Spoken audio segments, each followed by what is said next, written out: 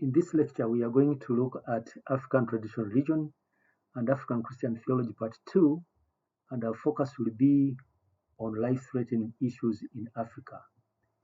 Christianity in Africa is as old as the religion itself. The first Christian church produced scholars such as Augustine, Tertullian, and Cyprian, whose theological views still continue to influence Western and African Christian thought. It also produced Christian traditions such as monasticism, which still continue to have great impact on the spiritual formation of church workers both in and outside Africa. Christian growth rate is very high in Africa. Why then life-threatening issues in Africa? Conflicts and violence is one among many types of life-threatening issues in Africa. Every African is constantly living on the verge of violence, chaos, and uncertainty. Some scholars in Africa argue that the resort to violence is not part of the African nature, rather is a result of historical conditioning. In this regard, they have come up with factors that have contributed to conflicts and violence in Africa, and the major ones are: number one, the legacy of African experience of slavery. Slave traders uprooted African people in many parts of Africa, and a few continue to be uprooted, but in a different way. Africans have not yet recovered from slavery mentality, and this is one of the major reasons why Africa is at a crisis stage. 2. The legacy of Africa's experience of colonialism.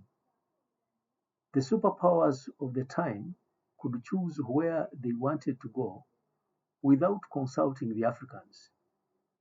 They divided Africa in any way they wanted without taking into consideration the future interests of the Africans. They also had a program of alienation, discrimination, social exclusion, and manipulation of tribal identity, where one tribe would be deliberately favored against the other.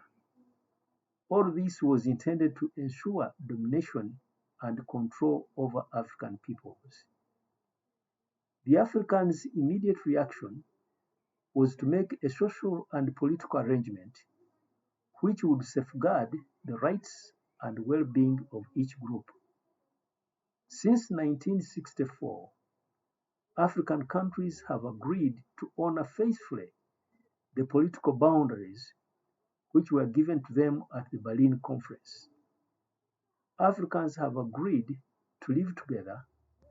However, the question of how to accept the rich diversity of cultures and languages has laid the foundations for conflicts and violence in many parts of Africa.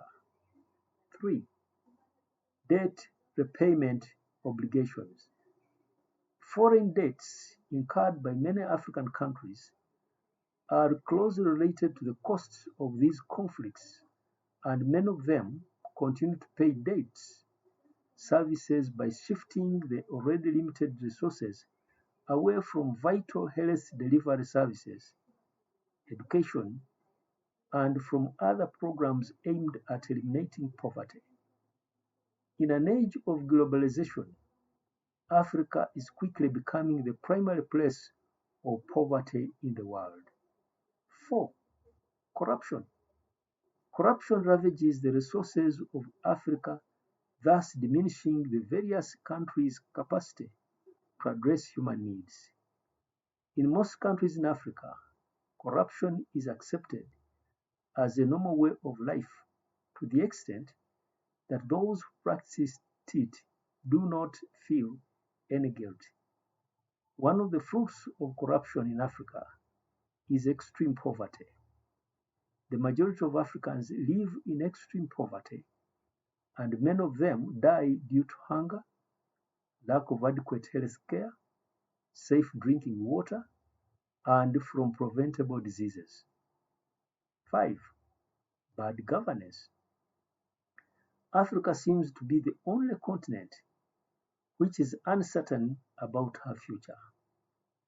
Many Africans feel a sense of betrayal by their political leaders. For long, many countries in Africa have experienced, for example, the imposition of the multi-party system of democracy, which works in developed countries but not in many parts of Africa. Lastly, internal conflicts. Internal conflicts have intensified in modern Africa as the developed countries develop more efficient weapons. The development of efficient weapons has resulted in millions of people in Africa either dead or displaced. What Bashir Davidson called the decade of AK-47, referring to 1980s, is even true for Africa today. A lot of Africans are attracted to Christianity because of its tendency toward improving human existence at all levels. African Christians know that Jesus Christ's ministry offers effective remedy for life-threatening issues, and behind this claim are two convictions. Number one, that the gospel has a social meaning, and two, that human restoration by Jesus Christ is not separable from the political and social institutions. If a constructive solution to life-threatening issues in Africa is to be found, it is high time African Christians understood salvation as a social fact.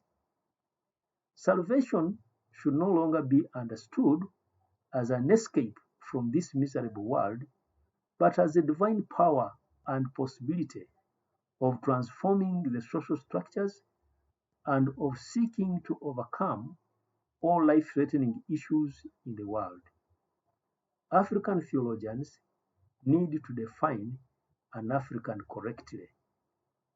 There are several definitions of who an African is depending on who is defining an African. My own definition of an African is that man or woman of Africa who bears the image of God. There are still some people who might not be comfortable with this kind of definition because they believe that Africans do not bear the proper image of God. They conclude that this is the reason why Africans are not able to manage life-threatening issues. Political institutions in Africa have seemed to manage life-threatening issues in society. African politicians give the impression that politics is a positive step toward a meaningful answer to many life-threatening issues in Africa. For instance, Kwame Nkrumah said, "But seek first the political kingdom, and all other things shall be added to you." Nkrumah was not concerned with the word righteousness. He believed that so long as political power was not in the hands of the Africans, Africans would never be in a position to manage life-threatening issues. Today, power in every nation in Africa is in the hands of Africans. This power is exercised in a continent which is characterized by sin, and therefore, in most cases, it is abused by the very people elected into positions of responsibility. Power in Africa has meant lording it over others. African scholars need to answer the question, what kind of Christian church are Africans part of? In its ministry to the world, the modern Christian church in Africa is looked at as either in a state of serious crisis or in a better position from which it can effectively extend her services to humankind. Those African Christians who believe that they are part of a church which is in a state of serious crisis argue that the modern Christian church does not have serious commitment to the promotion of the church's prophetic vision. At best, it is a resolution-making modern Christian church. They argue that the modern Christian church in Africa should aim at heavenly life and ignore what is taking place here on earth. On the other hand, there are Africans who believe that they are part of a church which is in a better position from which it can effectively extend her services to humankind. They argue that the church in Africa is one of the very few institutions of civil society which are not on the decline. If the church is to take up the ministry of managing life-threatening issues in Africa, it must be committed to the quest for meaningful change, justice, and peace. How the church handles the life-threatening issues without resorting to violence is the issue at hand on the African continent.